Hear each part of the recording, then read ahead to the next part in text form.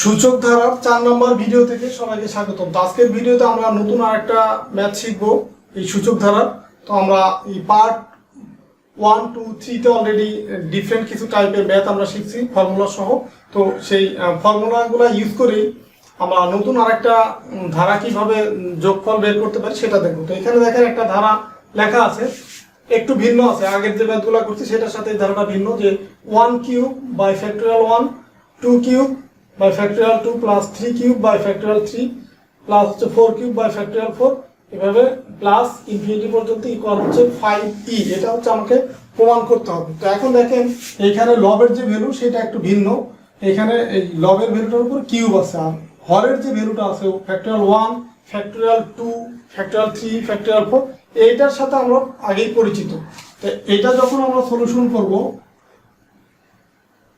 তো সলিউশন যখন করব তখন ধরে নিতে হবে এই বাম পাশ মানে এই ধারাটা ইকুয়াল হচ্ছে, আমাকে প্রমাণ করতে হবে এই ধারাটা ইকুয়াল হচ্ছে 5। তো এইটা ইকুয়াল আমরা ধরে নিব কি, এস ইকুয়াল ধরে নিব 1 কিউব বাই হচ্ছে factorial 1 plus 2 cube by factorial 2 plus 3 cube factorial 3, 4 cube factorial 4 plus infinity. এটা আমরা ধরে নিলাম। এখন এই ধারাটার n তম পদ বের করতে হবে।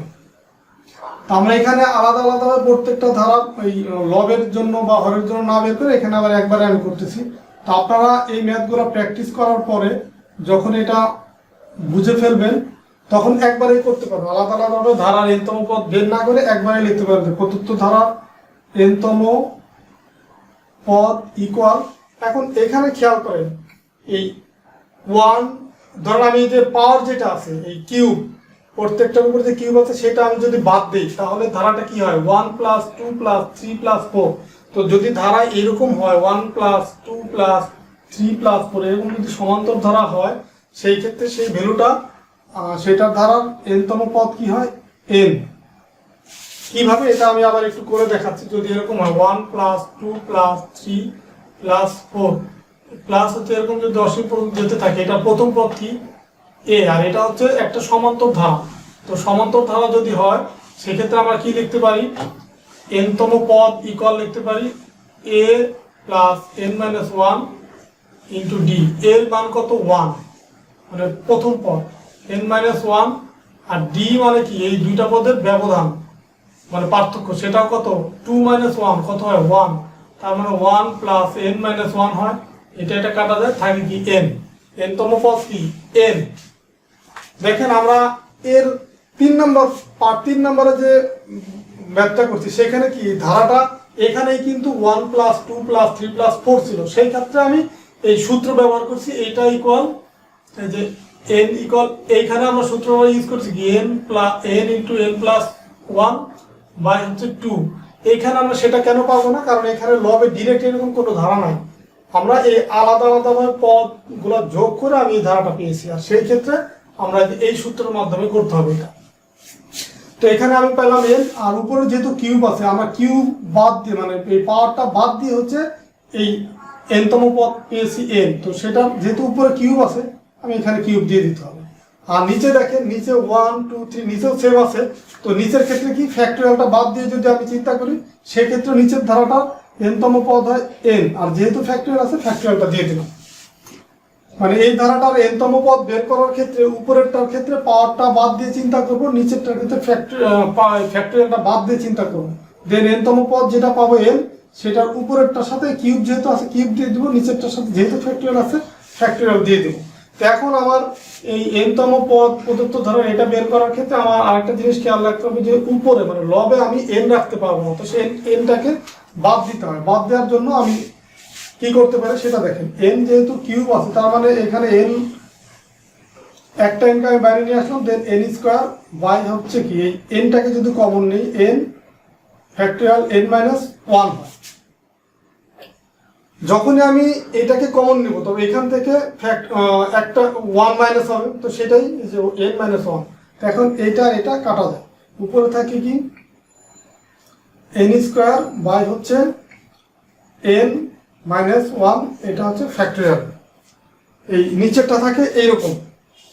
এখন আমি এই n স্কয়ার তো তারপরেও n রয়ে গেল, তো এটাকেও আমাকে বাদ দিতে হবে। সেটা বাদ দেওয়ার জন্য যেটা করতে হবে N square minus one plus one, এরকম আমি লিখবো। দেখেন আমার এখানে ছিল কি এন স্কোয়ার, তো এখানে একবার প্লাস ওয়ান করলাম, আবার মানে একবার মাইনাস ওয়ান করলাম, আবার প্লাস ওয়ান করলাম, তার মানে কি এন স্কোয়ারই তো থাকলো।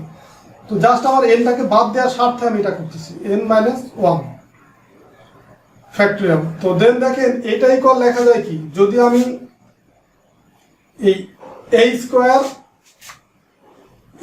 মাইনাস বি স্কোয়ার, এটাই কল লেখা যায় কি এ প্লাস বি আর এ মাইনাস বি। এটা আমরা এই সূত্রটা অলরেডি জানি, ঠিক আছে। এখানে N square minus one square, মানে ওয়ানের উপর স্কোয়ার দিয়ে কিউব দিয়ে একই তো কথা। তো এই কারণে এই n square minus one square, এইটাই কল আমরা লিখতে পারি কি N plus one n minus one, আর এখানে প্লাস হচ্ছে ওয়ান বাই হচ্ছে ফ্যাক্টরিয়াল এন মাইনাস ওয়ান, এটা লেখা আছে। এখন আমি এই দুইটা পার্ট আলাদা করে ফেলি। আলাদা কীভাবে, যে n plus one n minus one, এটা factorial N minus one plus হচ্ছে one by factorial N minus one, মানে দুইটা পার্ট আলাদা করে ফেললাম। দেন দেখেন এই যে এইখানে যে এন মাইনাস ওয়ান আছে, আমি এখান থেকে একটা কমন নিব। এখন এই জায়গাটা আমি খালি করি,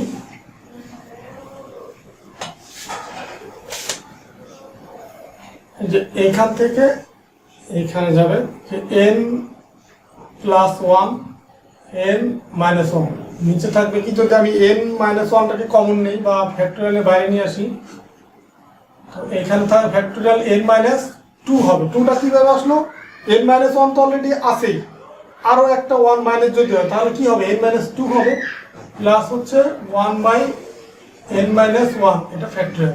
এখন দেখেন এইটা আর এটা কাটা যায়, এখানে থাকতে কি এন প্লাস ওয়ান বাই হচ্ছে এন মাইনাস টু, এটা ফ্যাক্টরিয়াল, প্লাস হচ্ছে one by N minus one factorial, এটা থাকতেছে। দেখেন আমি এত কিছু করলাম, তারপরেও কিন্তু একটা এন উপরে রয়ে গেছে, তো এটাকেও আমার বাদ দিতে হবে।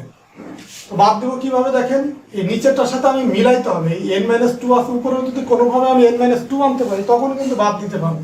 তো সেটা কীভাবে, এন মাইনাস টু নিলাম মিলানোর সাথে, দেন এখানে কিন্তু ছিল আমার এন প্লাস ওয়ান, তো এখানে যদি প্লাস থ্রি দিই, তো এই প্লাস থ্রি থেকে যদি টু মাইনাস হয়ে যায় তখন কি এন প্লাস ওয়ানই তো থাকতেছে।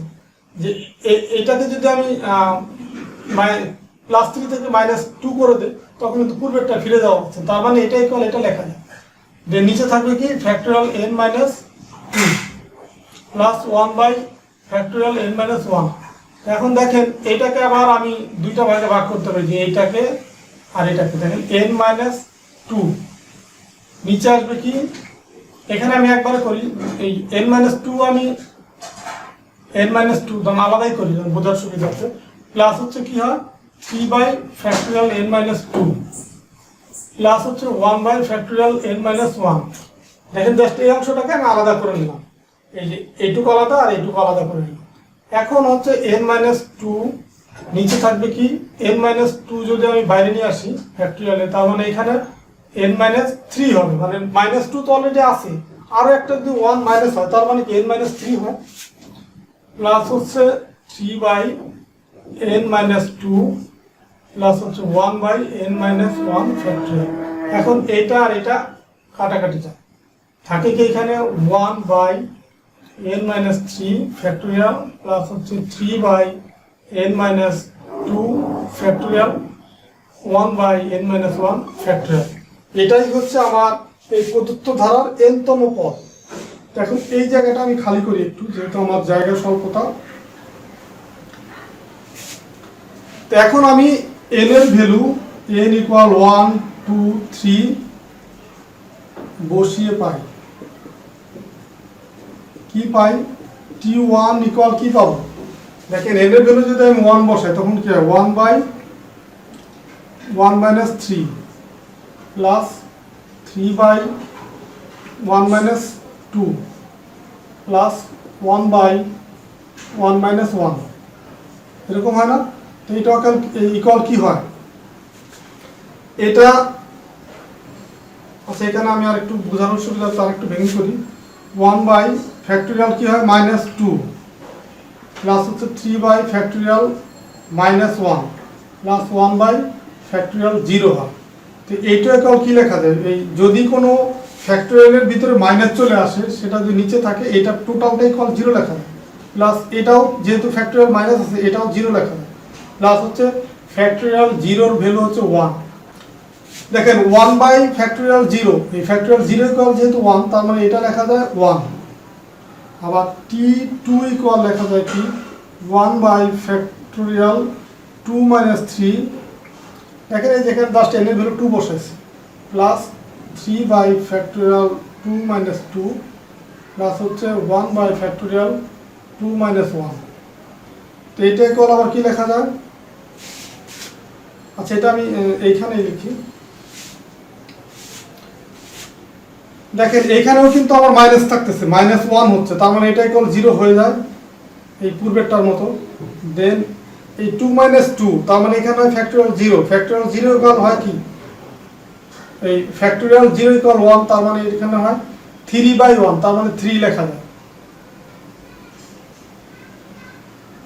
প্লাস হচ্ছে 1 বাই ফ্যাক্টোরিয়াল 1, এটা কিন্তু লেখা যায় এখানে। এটা হচ্ছে আমার t2 এর ভ্যালু। এখন হচ্ছে t3 এর ভ্যালু আমি বের করব, 3। দেখেন 1 বাই 3 মাইনাস 3, জাস্ট এর জায়গায় আমি 3 বসাচ্ছি, প্লাস হচ্ছে 3 বাই 3 মাইনাস 2 প্লাস হচ্ছে 1 বাই 3 মাইনাস 1।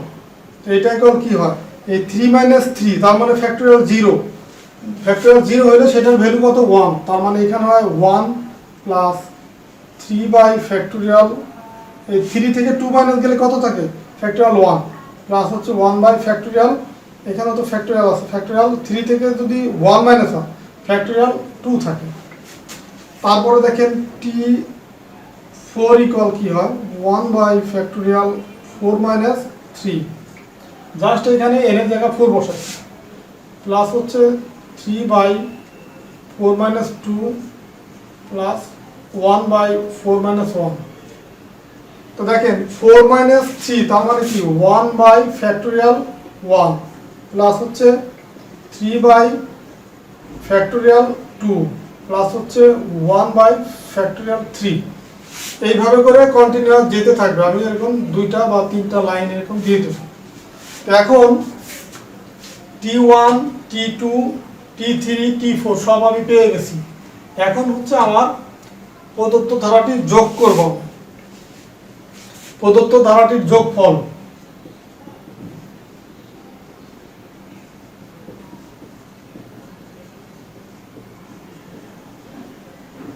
যোগফল এসি কল কি হবে t1 প্লাস হচ্ছে t2 প্লাস হচ্ছে t3 প্লাস হচ্ছে t4 প্লাস এইভাবে কন্টিনিউয়াস যেতে থাকবে। তো t1 এর ভ্যালু কি খেয়াল করেন, t1 এর ভ্যালু ছিল যেটা প্রথমটা ছিল 0, দ্বিতীয়টাও t2 এর ভ্যালু এটাও ছিল 0, মানে প্রথমগুলো আমি আগে বসাচ্ছি, প্রথমগুলো 3টা ভ্যালু তো পাইছি আমরা প্রত্যেকটারই, এটা প্রথমটা এটা প্রথমটা এই প্রথমটা এই প্রথমটা আগে যোগ করতেছি, 0 প্লাস 0 প্লাস 1 প্লাস হচ্ছে 1 বাই ফ্যাক্টোরিয়াল 1 প্লাস এভাবে কন্টিনিউয়াস যেতে থাকবে। এটা হচ্ছে একটা। দেন হচ্ছে যেহেতু প্লাস আছে যে এটা পরেরটা খেয়াল করেন, এই যে t1 এর ভ্যালু একটা ভ্যালু আমি বসিয়ে দিই, তারপরে এটা আমি দিব, এটার ক্ষেত্রে কি 0 প্লাস এখানে আছে কি 3 plus 3 by factorial 1 plus 3 by factorial 2 plus এটাও কন্টিনিউয়াস এভাবে যেতে থাকবে। দেখেন 3টা ভ্যালু 2টা বসেছে, এরপরে 3 নাম্বারটা কি আছে 1 plus 1 by factorial 1 plus 1 by factorial 2 plus 1 by factorial 3, এটাও কন্টিনিউয়াস এরকম যেতে থাকবে। খেয়াল করেন এখানে যে ভ্যালুগুলো আমি বসাইলাম, এই যে t1 এর যে 3টা ভ্যালু পাইছি, t2 এর 3টা ভ্যালু পাইছি, t3 এর 3টা ভ্যালু, t4 এর 3টা ভ্যালু, প্রত্যেকটা এরকম 3টা করে ভ্যালু বের করছি।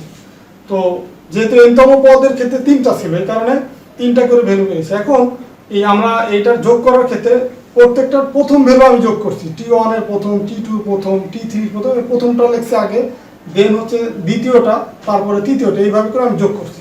এখন খেয়াল করেন এই যে এটা 0 আছে সবগুলাই, তার মানে এটা ফাইনালি দাঁড়ায় কি 1 প্লাস 1 বাই ফ্যাক্টোরিয়াল 1 প্লাস এইভাবে 1/2 এইভাবে করে ধারাটা যেতে থাকবে। এটা হচ্ছে প্রথমটা। দেন হচ্ছে দ্বিতীয়টা, এই জিরোটা বাদ দিয়ে দিলাম। আর দেখেন এরপরে প্রত্যেকটা এর উপরে আছে কি 3 আছে, তার মানে এখান থেকে আমি 3 যদি কমন নেই, এই ধারাটা কি দাঁড়ায় 1 প্লাস 1/1 প্লাস 1/2 প্লাস এইভাবে কন্টিনিউয়াস যেতে থাকবে। দেন একদম লাস্টেরটা সেটা আছে কি 1 প্লাস 1/1 প্লাস 1/2 প্লাস 1/3, এটাও এরকম কন্টিনিউয়াস যেতে থাকবে। ফাইনালি ধারাটা এরকম পেলাম। তো আমি হচ্ছে ধারা যেটা জানি, ধারাটা ছিল কি 1 প্লাস 1/1 প্লাস 1/2, এরকম যদি কোনো ধারা হয় সেটা ইকুয়াল লিখতে পারি কি লিখতে পারি। প্লাস হচ্ছে এই ধারাটাও কিন্তু সেম, এটা যা এটাও কিন্তু সেম, তার মানে 3 লেখা যায় এটা।